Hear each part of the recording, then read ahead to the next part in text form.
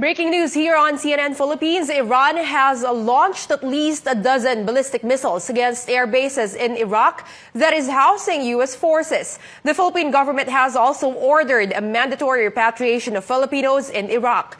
We now talk to OWA Administrator Hans Kakdak. He is also the government's spokesperson on the matters involving the Middle East conflict. Good morning, sir. Thank you for taking our call.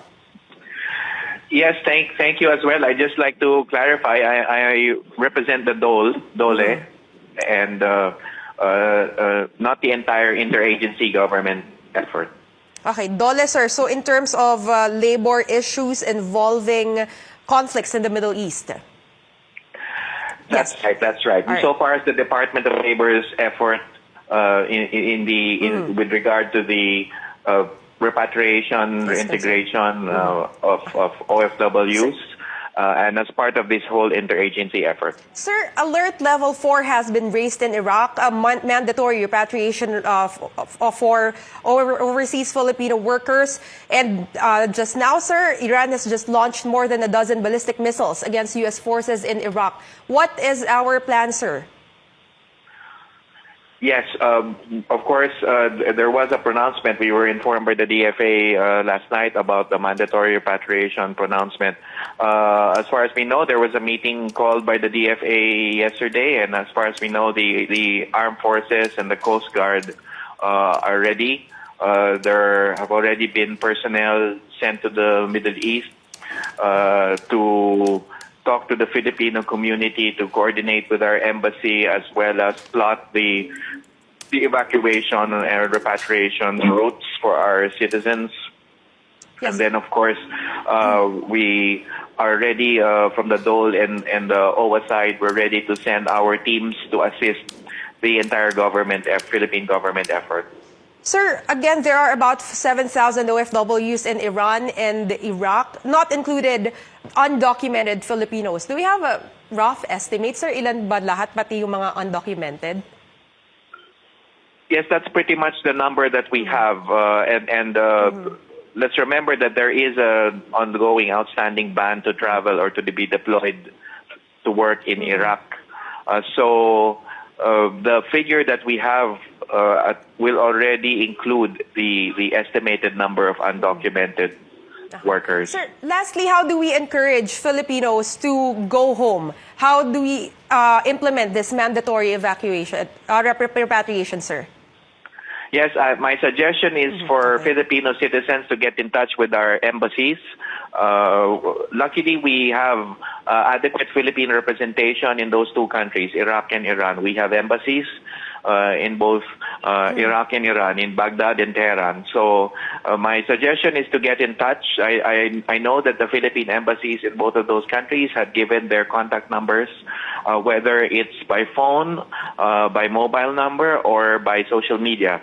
So my suggestion is to get in touch with the Philippine embassies, make yourselves known, the number of family members or the number of Filipinos that you know who need help, as well as the location, so that the Philippine embassies would know where you are.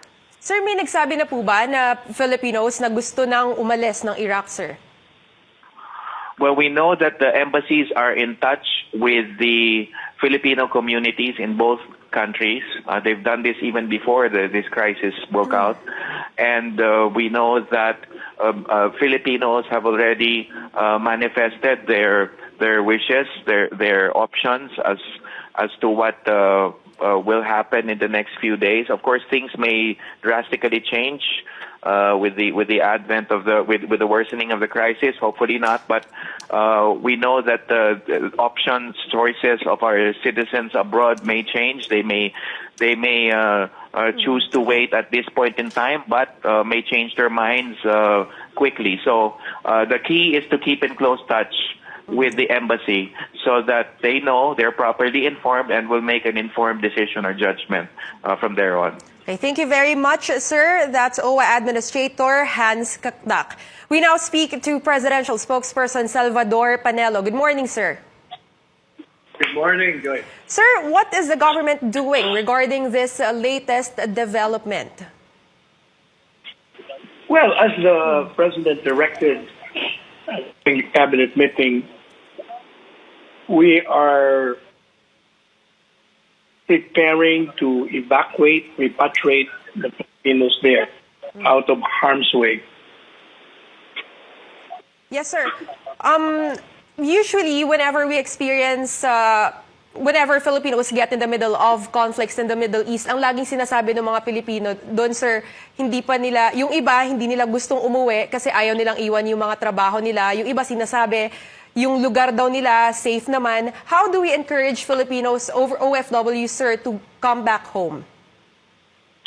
Unang-una, kung meron na talagang open hostilities, repatriation is out of the question. Kasi kung shooting war na ang primary concern natin, i-evacuate natin to a safe place. Gaya nga na sinabi ni Secretary Esperon.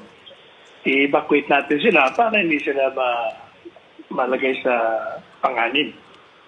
Now, with respect doon sa mga ayaw, paano natin pipilitin nyo kung ayaw? We cannot forcibly drag them to a ship or to whatever to bring them out. Sir, sir, ibig sabihin, kung tatanggi sila, wala tayong magagawa doon. May iwan sila sa Iraq. Ano magagawa natin kung ayaw nila?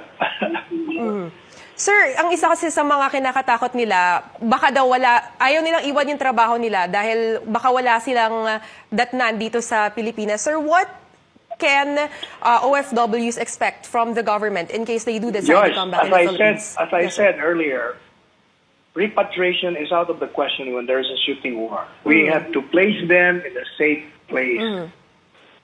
Hindi naman sila kailangan umuwi habang nagkakaroon ng giyera doon o digmaan. Siyempre, Yes, sir.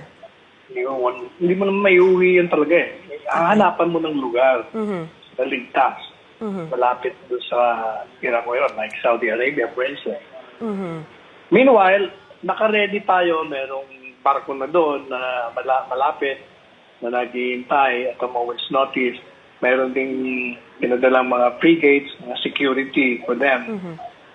So, sir, marami tayong naka-ready ng at any time. Sir, just to clarify, it's going to be an evacuation, not repatriation back here to the Philippines. Yung Iraq and Iran, dahil nagkakaroon na ng gulo doon, kaya kailangan talaga i-evacuate na natin sila sa safe place.